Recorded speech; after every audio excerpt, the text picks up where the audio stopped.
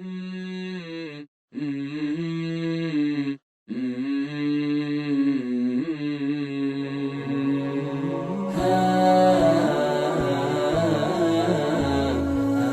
اللہ الرحمن الرحیم۔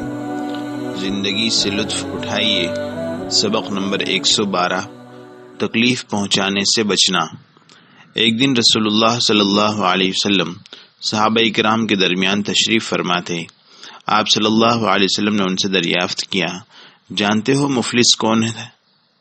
صحابہ کرام نے جواب دیا، ہم میں مفلس وہ ہے جس کے پاس درہم اور دینار اور دنیا کا مال و سامان نہ ہو۔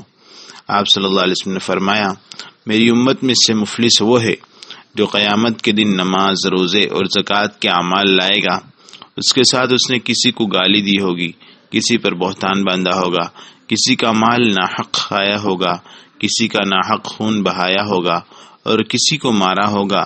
اللہ تعالیٰ اس کی نیکیوں میں سے سب کے بدلے چکائے گا۔ حساب چکاتے چکاتے اس کی نیکیاں ختم ہو جائیں گی تو لوگوں کی غلطیاں اٹھا کر اس پر ڈال دی جائیں گی، پھر اسے آگ میں پھینک دیا جائے گا۔ عائشہ رضی اللہ عنہا نے کہا، رسول اللہ صلی اللہ علیہ وسلم نے کبھی اپنے ہاتھ سے کسی کو نہیں مارا، نہ عورت کو اور نہ کسی غلام کو، مگر یہ کہ آپ جہاد فی سبیل اللہ کے میدان میں ہوتے، اور کبھی ایسا نہیں ہوا کہ آپ کو تکلیف دی گئی اور آپ نے اس کا بدلہ لیا ہو۔ ہاں، اللہ کی محترم چیزوں میں سے کسی چیز کی بے حرمتی کی جاتی تو اللہ کے لیے بدلہ لیتے تھے۔ عام طور پر دیکھا گیا ہے کہ جو آدمی اللہ کی دی ہوئی نعمتوں سے لوگوں کو تکلیف دیتا ہے، لوگ اس سے نفرت کرتے ہیں، اور اللہ تعالیٰ بھی آخرت سے پہلے دنیا ہی میں اسے عذاب میں ڈال دیتا ہے اور اس کی تباہی دکھا کر لوگوں کے سینے ٹھنڈے کرتا ہے۔ میں ایک صاحب کو جانتا ہوں جو حافظ قرآن اور نیک آدمی ہیں۔ بیمار لوگ ان کے پاس آتے ہیں، وہ قرآن پڑھ کر دم کر دیتے ہیں اور اللہ ان کے ہاتھوں جسے چاہتا ہے شفا دے دیتا ہے۔ ایک دن ان صاحب کے پاس ایک آدمی آیا جو چہرے مہرے سے خاصا مالدار دکھائی دیتا تھا۔ وہ ان کے سامنے بیٹھا اور بولا، یا شیخ، میرے بائیں ہاتھ میں بہت درد ہے، نہ رات کو نیند آتی ہے نہ دن کو چین ملتا ہے۔ بے شمار ڈاکٹروں کو دکھایا، کئی ٹیسٹ کرائے، لیکن بے فائدہ۔ درد ہے کہ بڑھتا جاتا ہے، زندگی عذاب بن گئی ہے۔ یا شیخ، میں کاروباری آدمی ہوں اور کئی کمپنیوں کا مالک ہوں، لگتا ہے مجھے کسی کی نظر لگ گئی ہے یا کسی بدبخت نے مجھ پر جادو کر دیا ہے۔ وہ صاحب بتاتے ہیں، میں نے اس پر سورہ فاتحہ، آیت الکرسی اور سورہ اخلاص اور معوذتین پڑھ لی، لیکن کوئی اثر نہ ہوا۔ وہ شکریہ ادا کر کے چلا گیا۔ چند دنوں بعد دوبارہ اسی درد کی شکایت لے کر آیا۔ میں نے اس پر قرآن پڑھا، وہ چلا گیا۔ چند دنوں بعد تیسری مرتبہ آیا، میں نے پھر قرآن پڑھا، لیکن کوئی بہتری نہ آئی۔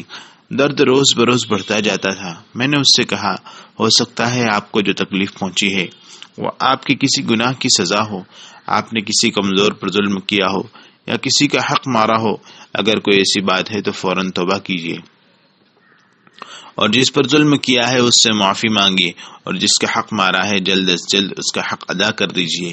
اس آدمی نے میری بات کو اہمیت نہ دی اور بڑائی کے انداز میں کہا، میں نے کبھی کسی پر ظلم نہیں کیا، نہ کسی کا حق مارا ہے، آپ کے مشورے کا شکریہ۔ یہ کہہ کر وہ نکل گیا۔ چند دن گزرے، وہ آدمی دوبارہ نظر نہیں آیا۔ مجھے خطرہ تھا کہ اسے میری بات پر غصہ آیا ہے، پھر بھی شرمندگی نہیں تھی کیونکہ میں نے اس کی خیر خواہی کی تھی۔ ایک دن اچانک راستے پر اس سے ملاقات ہو گئی۔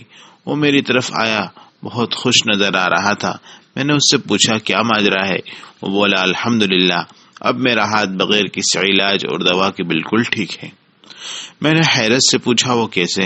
کہنے لگا، جب میں آپ کے ہاں سے آیا تو مجھے آپ کی بات میں وزن محسوس ہوا۔ گزرے ہوئے زمانے کے اوراق کی طرف میرا ذہن پلٹنے لگا۔ مجھے یاد آیا کہ چند سال پہلے جب میں اپنا محل تعمیر کر رہا تھا، محل کے بازو میں موجود خالی زمین خرید کر اس میں ملانا چاہتا تھا۔ یہ زمین ایک بیوہ کی ملکیت تھی جس کے چھوٹے چھوٹے یتیم بچے تھے۔ میں نے اس سے کہا کہ وہ اپنی زمین بیچ دے، لیکن اس نے انکار کر دیا اور بولی، زمین بیچ کر میں کیا کروں گی؟ یہ ان یتیموں کی امانت ہے، بڑے ہوں گے تو خود ہی سنبھال لیں گے، اب بیچ دی تو ضائع ہی ہونی ہے۔ میں نے بارہا اس سے پیغام بھیجا لیکن وہ ہر بار انکار کرتی رہی۔ میں سوچ میں پڑ گیا کہ اب مجھے کیا کرنا چاہیے۔ آخر میں نے اپنے خاص ذرائع سے وہ زمین لے لی۔ میں نے پوچھا، خاص ذرائع سے کیا مطلب؟ اس نے کہا ہاں، میرے لمبے چوڑے تعلقات جنہیں استعمال کر کے میں نے بیوہ کی زمین پر تعمیر کی اجازت حاصل کر لی اور اسے اپنی زمین میں ملا لیا۔ میں نے فکر مندی سے سوال کیا اور یتیموں کی والدہ کا کیا بنا؟